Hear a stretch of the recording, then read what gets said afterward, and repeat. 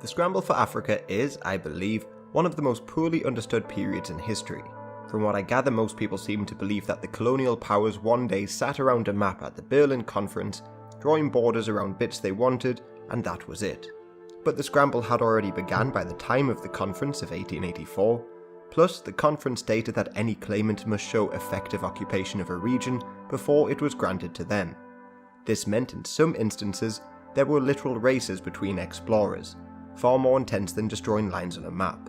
During the scramble, great powers like Britain and France nearly went to war. It brought about a revolution in Portugal, and, I'd argue, with the exception of maybe the Zulus and Ethiopians, the Africans and their battles against colonialism are often just completely ignored. Plus, the fact that some African countries like Egypt and Ethiopia actually expanded is also often glossed over. But to understand the scramble, you really need to go back in time.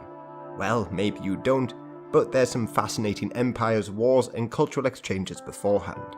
The first European colonies in Africa were set up by the Portuguese as bases along their route to India. These included Madeira in the Atlantic, Sofala in Mozambique, Luanda in Angola, and Mombasa and Zanzibar in East Africa. These all proved to be important stopover points for international trade, and this was pretty much the standard for colonialism at that time. It was far more profitable to set up factories for trade and control sea lanes, rather than taking over entire regions. As such, the Portuguese would also set up colonies in the Spice Islands, Hormuz in Persia, and, important to this story, in Oman. The Spanish and Portuguese had agreed to divide the world in two, so they had little competition from Europeans in Africa. But late in the 16th century, the Iberian Union united Portugal with Spain, and as such, the Portuguese entered into Spain's wars against the Dutch and the English. The Dutch were quick to move into the colonial game and took Mina from the Portuguese.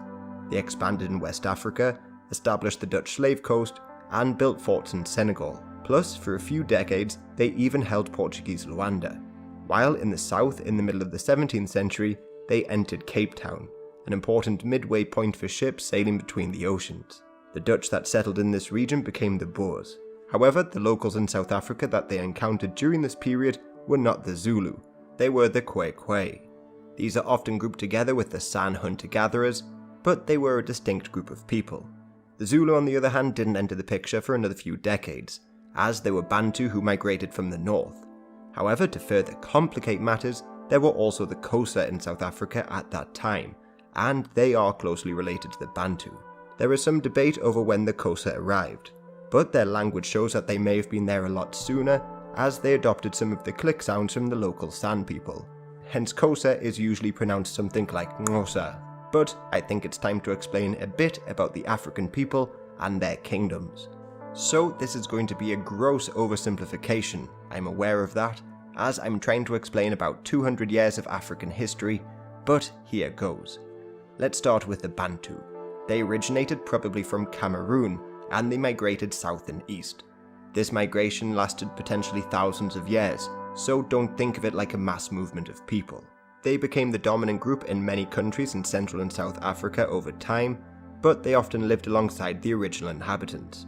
So in South Africa, and especially in Namibia, you still have the San people. Plus, alongside the Bantu in Congo, you have the Pygmies. Plus, it was the Bantu who established the Kingdom of Congo in Central Africa. And this kingdom in the early 1600s sent an ambassador to meet with the Pope in Rome. He was Emanuele Nevunda, but after travelling via Brazil and Spain, he died just 2 days after arriving in Rome. This kingdom also built cities larger than some in Europe, and many of their rulers became Christian very early on and adopted European fashions. Congolese men also joined Christian religious orders, they had their own coats of arms, and the kingdom survived in one form or another until the 19th century. So you had an almost European Christian kingdom in Central Africa, which had connections with the papacy and a large urban population. But their country was often torn apart by civil war, and strangely during one of these wars in the late 1600s, a prophet emerged. This prophet was Kimpa Vita, and she had visions claiming that Jesus was in fact born in the Congo. So it was sort of like an African version of Mormonism. Otherwise, in Central Africa you had many kingdoms, like the kingdoms of Burundi and Rwanda, which were established there in the late 1600s. From very early on, these kingdoms were based on Tutsi dominance over the Hutus, and this power dynamic would still be very important in the 20th century, leading to genocides in the respective countries and the outbreak of the First Congo War. In southern Africa, it was also the Bantu, specifically the Shona people, who built Great Zimbabwe in medieval times. But by the 1600s, Great Zimbabwe had fallen, and power in the region was transferred to Mutapa in Mozambique. This kingdom of Mutapa, however, was eventually weakened due to infighting and Portuguese interference. So by the late 17th century, they often accepted the vassalage of the Portuguese, or even their other new neighbour, the Rozvi Empire. The Rozvi grew rich on gold and were a formidable power, so they were able to fight back numerous Portuguese attempts to take over their gold mines. Going further north along the coast, and the Muslims once ruled over the important trading centres of Zanzibar and Mombasa, but their Kilwa Sultanate was already on the decline when the Portuguese arrived, and it ultimately collapsed. This allowed the Portuguese to take over these trading centres, but soon a new power emerged in the region, and anyone who has played Victoria 2 will know this power, Oman. Their capital of Muscat had been held by the Portuguese, but they were driven out of there in the 1600s, and the new Yoruba dynasty capitalised on their victory and chased the Portuguese west and took over the east coast of Africa. Zanzibar in particular would become an important trading centre for the lucrative Arab slave trade, something that played a very important role during the scramble for Africa centuries later. Plus, it was from Zanzibar that many Arab slavers would form trading centres deep into the interior of Africa. Further north still, you had more Muslim sultanates in Somalia, like Ajuran, who fought back a couple Portuguese invasions, while nearby, the Adal Sultanate in the 1500s tried to conquer their Christian neighbours the Ethiopians, but the Portuguese came to the aid of the Ethiopians and prevented the takeover from happening. The Ottomans, on the other hand, would come to the aid of the Muslims, starting the Ottoman-Portuguese War, which spread from East Africa all the way over to India. Now, in previous centuries, the Somalians were pretty intrepid explorers, as people like Said of Mogadishu made his way over to China in the 1300s.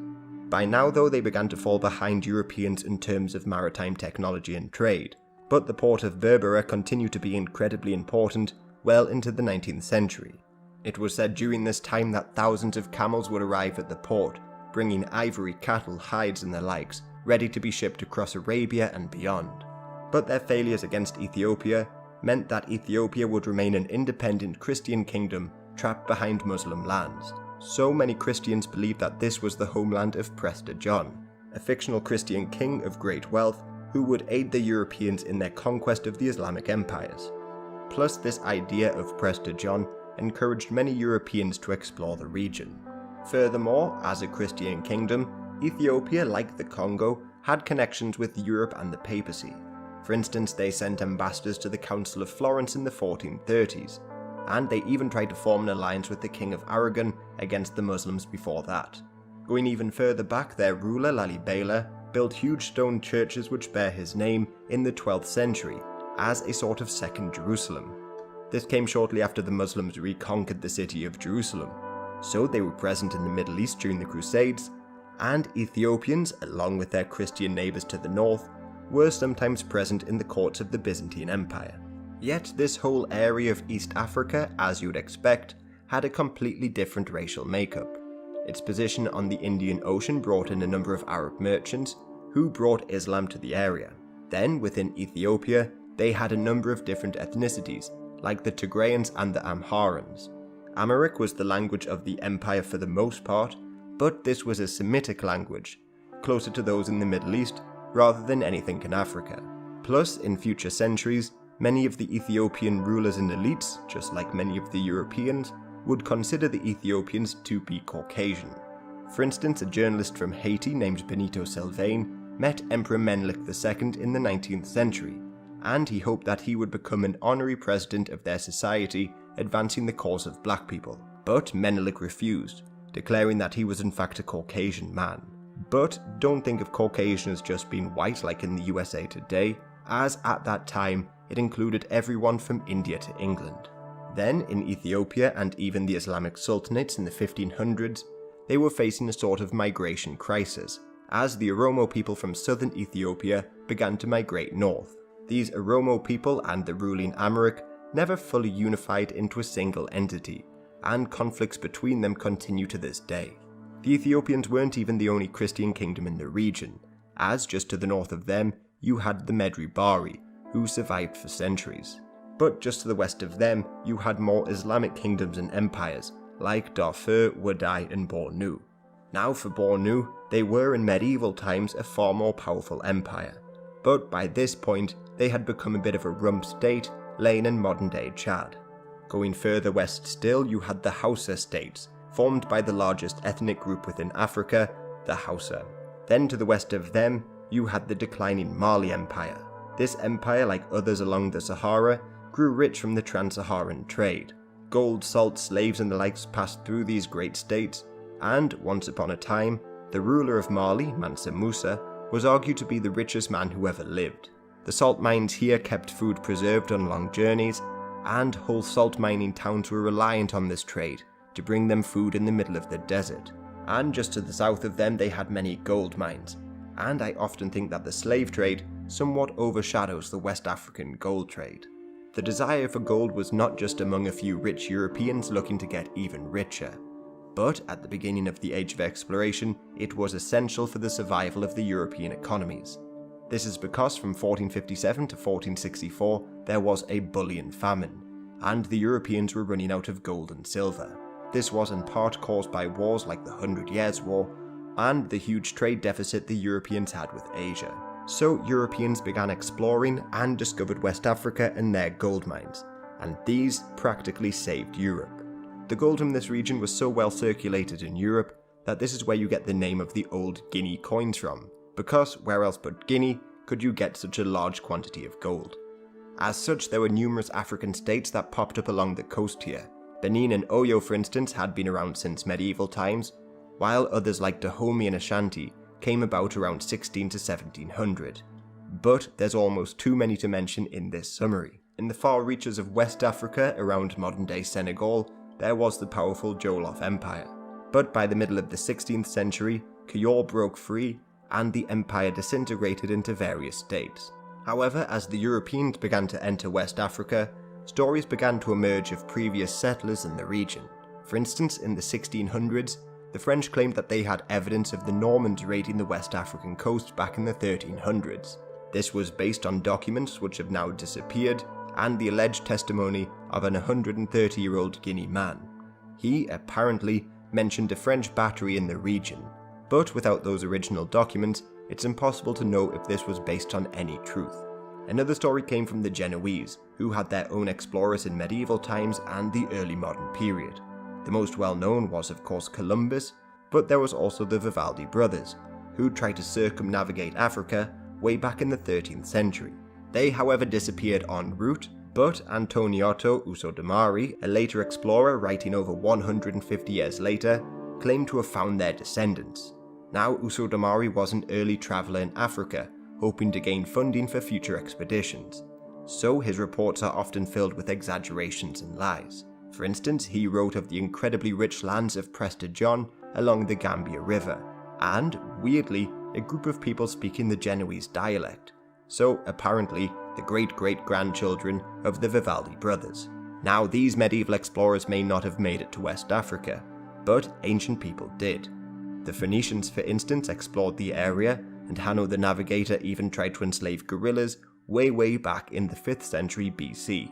But even though successful trade stopped in medieval times, that's not to say that Europe was completely cut off from West Africa. Obviously the gold found its way from West Africa to Europe, but some strange items might have travelled the other way. Like in the 19th century, the British took over Ashanti, and discovered a ewer dating back to the 1300s. It was inscribed with the English royal seal of the time, and had English writing along the side, so it was clearly made in Plantagenet, England. But how it arrived there remains a mystery. Did it come with slave traders later on in the 18th century, or did it embark on a great medieval journey, being traded with people from Spain, Morocco, Mali and the likes, before finding its new home in the Ashanti Kingdom? It's really hard to know. Now, back in West Africa, there was a powerful empire just to the east of Senegal, the Songhai Empire. They had largely drove the Mali Empire into decline, and took the city of Timbuktu from them. But the Songhai Empire had all but collapsed by the 1600s, and their defeat didn't come at the hands of the Europeans, but Morocco. The Moroccans of Northern Africa in 1578 had fought back a Portuguese invasion, and their new sultan, Ahmad al-Mansur, launched an invasion south and crushed the Songhai. The Moroccans at this point were so powerful that they were seen as a potential ally for the Tudor dynasty, and even the French, who hoped to fight against their mutual enemy of Spain. Plus, the Moroccans were so convinced that they could defeat the Spanish that al-Mansur planned on how to divide up the Spanish colonies in the Americas. However, their rule over West Africa didn't last long. The logistics of maintaining such a large empire across the Sahara proved to be too hard, especially after plague swept through the region, killing al-Mansur and weakening the kingdom, so they retreated back north just a couple decades later. And this brings me to one of the most forgotten colonizers of Africa, the Muslims of the north. After the Ottomans defeated the Mamluks in the early 1500s, they annexed Egypt, and this in turn opened their path to taking coastal Libya, Algeria and Tunisia. And this in turn opened up their path to taking coastal Libya, Algeria and Tunisia. These would later become the Barbary states, which infamously would launch pirate attacks on ships passing through the Mediterranean Sea. And if any nation wanted safe passage, they would have to pay the respective countries tribute. Many Europeans would join the ranks of these pirates, notably Jan Jansoen, a Dutch pirate who wanted to attack their Spanish enemy. Under his command, the pirates would launch raids as far north as Iceland, where they captured hundreds of people in the 1620s. These people, like many Europeans at that time, were then brought back to the Barbary states and sold as slaves. Now, this slave trade at its height from around 1580 to 1680 probably saw close to 1 million Europeans enslaved and brought to North African states. But if you were to add this number to the number of Christians enslaved by the Ottomans to fill in the ranks of the Janissaries and the likes, the number would of course be a lot higher. Also, during this period, the pirates temporarily took over the English island of Lundy near Bristol, while back in Morocco, they formed their own republic, the Republic of Salih. Among the population of this republic, there were many Christian converts to Islam like Jan Jansoen, plus there were many Muslims who were forcibly evicted from Spain in the decades prior, and also a collection of Jewish pirates who also wanted some revenge against the Spanish for kicking them out of their home. The Ottomans and the Muslim pirates were therefore the most dominant force in North Africa, but the Ottomans also began looking further south for land and expanded along the Red Sea. For instance, back in 1557, they seized Massawa in modern-day Eritrea, and it was from there that they got involved in the war between Adal, the Ethiopians, and the Portuguese. Plus, in North Africa, there were also a number of European colonies. The Portuguese tried numerous times to invade Morocco, and were sometimes successful in establishing bases along the coast. Most of these were reclaimed by the Moroccans, but there is one interesting tale in there. When Catherine of Braganza, a Portuguese princess, married King Charles II of England in 1662, she gave Tangier to the English as part of the dowry. This dowry also included Bombay, which set British expansion in India in motion. So the same thing could have happened in Tangier, with English expanding into North Africa. But the English Protestants already suspected that Charles was a Catholic, and there was a larger number of Catholics garrisoning the town, so they later had the fortifications destroyed and left Morocco. Also, back in the 1500s, the Spanish were able to take over quite a lot of important towns along the North African coast. For instance, they took over Tripoli in 1510, and gave it to the Knights of St. John in Malta. Algiers was also temporarily occupied by them, and Tunis was made a Spanish puppet, and so too was Jerba. They lost most of these to the Ottomans later on. However, to this day, the Spanish still hold on to some of their North African possessions, Melilla and Ceuta. So you had the Portuguese, Spanish and English in North Africa.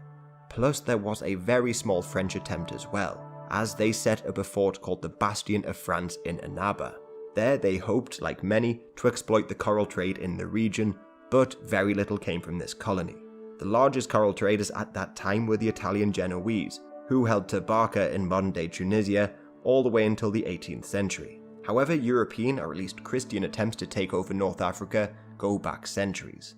For instance, way back in the 12th century, the city of Pisa attacked Annaba, while the Sicilians held on to Jerba sporadically from the 12th to the 15th centuries. In fact, when the Normans ruled Sicily, they launched the Maria campaigns in the 11th century and took over large sections of Libya, Tunisia and Algeria. They controlled so much land that the Norman rulers took the title of the King of Africa, and ruled over the area until the Almohad Caliphate kicked them out. Anyway, as Europeans began to grow more in wealth, they too looked to create their own colonial empires, and most of them arrived on the west coast. After all, this place was rich in gold, and many of them were looking to get involved in the growing slave market. In particular, the Gold Coast, or modern-day Ghana, saw a great number of Europeans arrive. But these Europeans, like in other regions, were not controlled by the governments of each country, but they were rather private trading companies. So just like the Virginia Company in America, or the numerous East India Companies, there was also groups like the English African Company of Merchants, or the Guinea Company. So in West Africa, there were of course the English and the Dutch, who were by this point setting up colonies around the world. But there were also Danish and Swedish colonies, plus a short-lived Prussian attempt which lasted from 1682 to 1721. But possibly the most obscure colonial power was Courland. This was a small vassal state of the Polish-Lithuanian Commonwealth located in modern-day Latvia, but the population was a mix of local Baltic people, Polish and many Germans, who had arrived there during the Northern Crusades. They set up a colony on the Gold Coast from 1651 to 1661, however they also had a colony over in Senegal and had a Caribbean colony on the island of Tobago. So the language of many African countries could well have been German or even Swedish had things gone differently. But again, although this is a gross oversimplification, many of these countries would become distracted or indebted due to wars in Europe, and many of them would go on to sell their colonies to the Dutch or English. On the other hand, the Danes held on to colonies in West Africa and the Caribbean until the middle of the 19th century, but since the abolition of slavery, many of their settlements were abandoned and eventually sold off. Then as we move into the late 17th century, the Dutch were on the decline, and in their place, the French appeared as a power in the colonial game. For instance, they seized Gorée from the Dutch. This island, by the way, has a bit of a controversial history, as it is often claimed to be one of the major hubs of the transatlantic slave trade, but this has been disputed in recent years. Now this is because less than 5% of the 12 million slaves who crossed the Atlantic are said to have set off from the Senegambia region. Then even a smaller percent of them would have arrived at Gorée. So compared to other regions, this 5% is pretty low. The Gold Coast, for instance, sent over 10% of the slaves, the Bight of Benin over 20%, and by far the largest number arrived from the area around Kongo and Angola, with close to 40%. This, by the way, makes quite a bit of sense, as this is the region in which the Portuguese largely operated, and most slaves were not sent to the Caribbean or the United States, but in fact Brazil. Close to 5 million arrived in Brazil, compared to 2 million in the British Caribbean, 1 million in the French Caribbean and Spanish Americas, and 500,000 in the Dutch Americas and modern-day United States respectively. Plus, it should also be said that over 1 million of those who left Africa never made it across the Atlantic at all. But now we're entering the slave trade, and this is another thing that seems to be completely misunderstood by many. On the one hand, it is said that Europeans were going out capturing the slaves themselves, while on the other, it is often said that the Africans were the biggest traders of slaves. But in truth, the situation was far more complicated, as you would expect. To try and simplify the situation, the slave trade was of course around long before the Europeans arrived. Muslim traders had been taking slaves across the Sahara, or the more regular route for slaves was via ports like Zanzibar. There were in fact so many African slaves in the Muslim world that there were huge slave rebellions. For instance, there was the Zanj rebellion in 9th century Iraq, which allegedly saw hundreds of thousands of men involved. The Islamic slave trade in Africa continued until the 20th century, and in some cases like in modern-day Libya or Mauritania, well into the 21st century. Plus, this slave trade would be a major justification for the Europeans to begin taking colonies in Africa. But I'll get onto that in later videos. And as a bit of a side note, although not Islamic, the Ethiopian slave trade would be used as a justification by Mussolini to invade the country in the 1930s. But anyway, onto the European slave trade. Now, some African kingdoms did engage in the trade, but not all of them. Other nations were completely torn apart by it, as their neighbours fought more aggressive campaigns against them, solely to capture slaves to sell to the Europeans or to keep to themselves. While, on the reverse, some nations and people flourished due to the slave trade. The Oyo Empire, for instance, launched campaigns to capture slaves, and sometimes even campaigns of conquest. They would also demand tribute from conquered people in the form of slaves, which they, in turn, sold to buy European guns, and the cycle continued. Nearby, Dahomey also had a largely slave-based economy. In the 18th century, the king of Dahomey even sent a diplomatic mission to Brazil, hoping to encourage further trade. And they were also one of the first nations to recognize Brazilian independence on that basis. But because it was forced to give male slaves to Oyo as tribute every year, they decided to create an all-female military unit, named the Dahomey Amazons. These Amazons would often go on slave raids themselves, and during some festivities, hold mock battles showing them capturing male slaves. These female soldiers actually continued to be a powerful force in West Africa until the 19th century, and were present in the war against the French. Further east, some Aro people moved towards the coast, and set up their own confederacy in order to take advantage of the slave trade. While down south in Angola, there were the Imbangala, who would later form the Kasanji kingdom, but they were initially marauders and mercenaries. They would attack settlements, capture slaves, and, according to some accounts, fill their ranks with captured kids.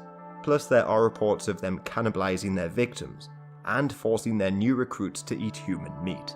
They therefore provided a far better slave trading partner for the Portuguese, rather than the nearby kingdom of Congo. This is because the Congolese would often try to limit the number of slaves that the Portuguese exported, sometimes try to cut off trade altogether, and they even gave refuge to runaway slaves. So some nations were keen traders while others were not. Plus, like with the Islamic trade in East Africa, the transatlantic slave trade made some people incredibly rich, and allowed some kingdoms to flourish. But it mainly created a state of lawlessness, as warfare was near constant. Agriculture suffered as fields were left destroyed, and many young people of working or fighting age were taken from their homes to be sent to nearby kingdoms, or over to the Middle East or the Americas. There was, however, one other major hub for slaves that I've not mentioned, and that's Madagascar, where over 5% of slaves in the Americas came from. But on Madagascar, the population there was completely different to the rest of Africa. Obviously they were divided by the sea, but the original settlers didn't come from Africa at all. They came from Southeast Asia and were ethnically Austronesian. This means they had more in common with the Maori of New Zealand or the Hawaiians, rather than the Kenyans and the Nigerians. They first came from across the Indian Ocean around 500 AD, but soon afterwards, Muslim traders also began arriving, bringing their religion with them.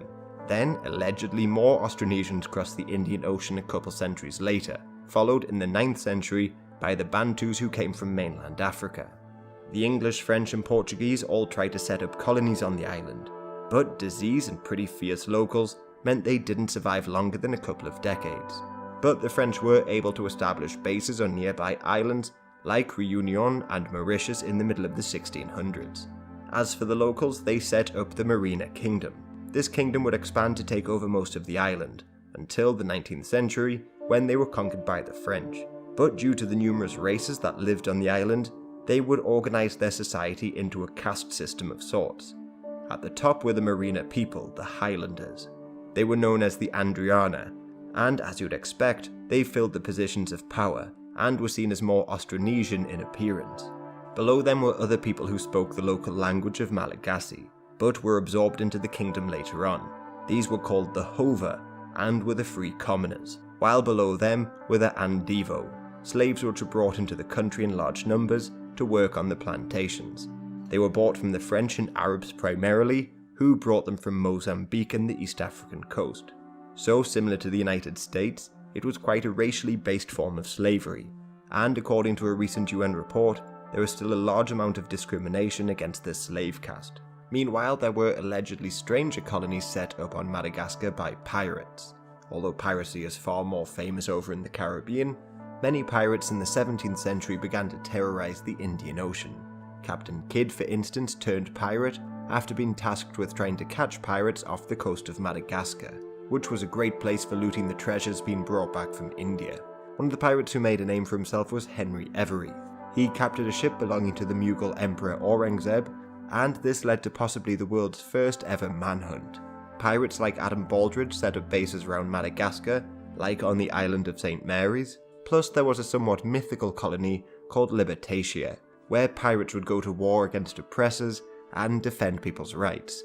However, many historians question whether or not it really existed. As we enter the 18th century, there wasn't really a great deal of change in terms of colonization. For instance, during the 7 Years' War, the British took French posts in Senegal, but they were given back to the French shortly afterwards. Most colonial efforts at this time were still focused on the Americas, which was far easier to settle in, or over in India, home to great riches and cities. But Spain did enter Africa as they agreed to hand the Portuguese land in South America in return for Spanish Guinea, modern-day Equatorial Guinea, but Spanish influence in Africa below the Sahara will largely just keep to this area. In the south, the Dutch settlers began to form their own unique culture, and these Boers or Afrikaners began to launch treks into the interior of South Africa. Over in London, the African Association was set up in the last years of the century, aimed at exploring the continent further. They sent Mungo Park to Timbuktu, but by then it was a shadow of its former self. Ever since the Moroccan invasions, the city had been left weakened, and it had been invaded by Tuareg tribes a couple of times. Plus, the increase in transatlantic slave trade meant that it had lost its strategic importance as a trading centre, as money began to move further towards the coast. This was a pretty recurring theme across the continent, as the 18th century saw the demise of many once powerful nations. The Kingdom of Kongo, for instance, was stuck in a near-endless fight for the throne, while over in Ethiopia, there was the Age of Princes, when the country was divided between various lords and the emperor had no real power. This in turn led to various ethnic clashes and, ultimately, the weakening of the empire. To the north of them, the old Christian Nubian states of Makuria had been defeated, but the new Muslim states of Darfur, Wadai and Funj fought a number of wars against each other during the 18th century. Plus, they also faced droughts which lasted for years, the power of the monarchs began to erode, and Ethiopian raids plundered a great deal of wealth. So by the beginning of the 19th century, the palace of Sennar in the Funj Sultanate was essentially in ruin. Yet there was one peculiar state stuck among the Christians and Muslims in this area, the Shilluk Kingdom. Here their religion was based around their kings, and their capital was Fashoda, a place that would gain a great deal of fame during the scramble for Africa. In the southeast, the Kingdom of Mutapa faced numerous civil wars, and competing factions constantly called on the Portuguese for aid. The Portuguese were obviously willing to participate, and the kingdom just disintegrated in that century. But on the Portuguese, they were able to expand their holdings in Africa at the expense of kingdoms like Kongo. However, Portugal itself was weakening, so they had very little direct rule over much of the land they took over. Otherwise, the Portuguese also aided in the rise of the Zulu kingdom in nearby South Africa. This is because they brought maize over from the Americas, and it had spread inland by the middle of the 18th century. This led to a huge increase in population in the region and spurred on the desire to seize arable land, which had dramatically increased in importance due to the crop. So the Zulu, along with other Bantu people, began to set up their own kingdoms in the decades following this. Over in the west of Africa, a number of palace coups weakened the Oyo Empire, and there was also the fall of the Great Falu Empire to an altogether new threat, jihadists. These jihads began in the 1720s and were largely launched by the Fula people, who today can be found in nearly every West African country. They were inspired to launch jihads by the Turodbi, a group of clerics whose origins are not altogether that clear. They had in fact begun to launch jihads at the end of the 17th century, but they really became significant in the 18th, starting with Karamoko Alpha's conquest of Futa Jalon. They destroyed many sacred animist objects belonging to the locals, including a ceremonial drum, and made a great deal of money from selling the slaves onto the Europeans.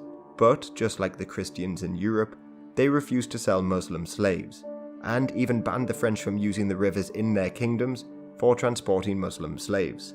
Their success in turn led to further jihadist states being formed across West Africa, like Futa Toro, which was founded in 1776 at the expense of the Great Fulu Empire. Then, in the early 19th century, they took over Timbuktu and formed the Messina Empire. But their greatest state was probably the Sokoto Caliphate. This caliphate conquered the Xhosa kingdoms and drove back the Bornu Empire, which was also largely Islamic. And this Sokoto Caliphate ruled over the region until the very early 20th century. Plus, in the north, The 18th century was also a bit of a disaster for the Moroccans. Meanwhile, up in the north, the Moroccans, the people that once tried to create a huge West African empire, were also on the decline. Under Ismail ibn Sharif, the country's various tribes and ethnicities were brought under central control in the late 17th century, and he even managed to retake many Spanish towns in the region, like Madilla and Asila. Then, to further weaken the Europeans, he sponsored pirate attacks against them, but the various divisions were never fully bridged. This is evidenced by the creation of the Black Guard, a personal guard made up entirely of sub-Saharan African slaves. They were seen as more loyal than any of the various people in Morocco, and were tasked with collecting taxes, crushing rebellions and the likes. But when Ismail died in 1727, the country began to unravel and descend into anarchy for the following decades. Their neighbours to the east, the Ottomans, were also on the decline in the 18th century. Although their decline in Europe is more well known, they had been losing control of North Africa ever since the beginning of the 1700s. For instance, in Tripolitania, a janissary named Ahmed Karamanli murdered the Ottoman ruler of the region in 1711, and he took power for himself. Towards the end of the century, a Turkish officer named Ali Pasha tried to restore Ottoman control through a coup of his own. But the civil war of the 1790s saw the Karamanli dynasty re-establish their authority. The same thing happened in Tunis, with Al-Hussein-ibn Ali, who took power in 1705, and in Algiers, where Baba Ali Chok ousted the Ottoman officials.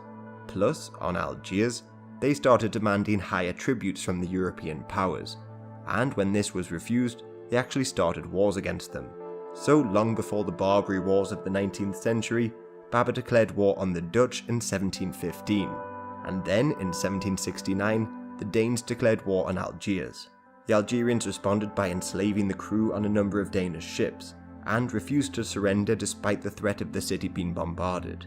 And, fortunately for them at least, many Danish soldiers died of typhoid during the conflict, meaning the Algerians defeated the Danes. The Spanish would then declare war in the 1770s to stop further Algerian raids. But despite having their cities heavily bombarded, the Algerians still refused to surrender, and a poorly planned Spanish assault on Algiers was driven back. So, once again, the Algerians were successful. But their luck would eventually run out in a couple of decades, when the Americans under Thomas Jefferson, and also the British, would defeat them. And just at the end of the century, further east still, Napoleon invaded Egypt. Although he was defeated and left the region, this set off a huge chain reaction which completely changed the course of African history. This is because Egypt, although under Ottoman control, had been governed by the Mamluks for centuries. This was a military caste made up of slaves brought from the Caucasus, the Balkans and the likes. So the ruling elite of Egypt was a different ethnicity to the larger Arab population. But now they had been defeated by Napoleon, which resulted in a power vacuum. Eventually a man who may well have been Albanian took over. He was Muhammad Ali, and his dynasty would rule Egypt virtually independently of the Ottomans. But his dynasty would change the world. They created their own empire, built the Suez Canal, and fell into debt, which brought the British into the country, and this led to the Mahdist Wars. So I'll look at the very beginnings of the scramble in the next episode and leave it here for now, at the end of the 18th century, where we have a power vacuum in Egypt, declining powers in all parts of the continent, jihadist states in the west, slave trading kingdoms like Ashanti, Dahomey and Madagascar, Arab rule in the east, and a collection of very small European colonies around the coast. But then, although often ignored, the Napoleonic Wars and its aftermath brought about a number of changes in Africa. Notably, the British entered South Africa, the Americans defeated the Barbary states, the British fought the Ashanti, and the government took direct control of the West African colonies. Then the restored French monarchy invaded Algeria, and probably most importantly, for many African kingdoms, slavery was abolished. This meant the kingdoms that emerged in the 17th and 18th century, those that built their economy on the slave trade, were left economically crippled, and this weakened the continent's major powers even further.